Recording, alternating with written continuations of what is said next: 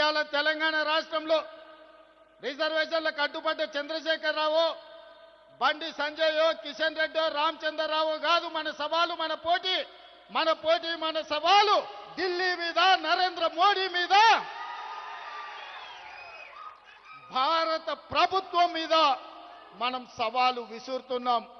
నరేంద్ర మోడీ గారు ఎన్డీఏ ప్రభుత్వానికి జంతర్ మంతర్ చౌరస్తా నుంచి నేను సూటిగా సవాలు విసురుతున్నా. మా డిమాండ్ను ఆమోదిస్తారా, లేకపోతే మిమ్మల్ని గద్దె దించి ఎర్రకోట మీద 3 రంగుల జెండా ఎగరేసి, ఎర్రకోట మీద 3 రంగుల జెండాను ఎగరేసి మా నాయకుడు రాహుల్ గాంధీ గారిని దేశ ప్రధానమంత్రిగా చేసి 42% ఓబీసీ రిజర్వేషన్లను సాధించుకునే వరకు ఇక్కడ ఉన్న వాళ్ళు ఎవరు నిద్రపోరన్న మాట నరేంద్ర మోడీ గారికి నేను విజ్ఞప్తి చేస్తున్నా.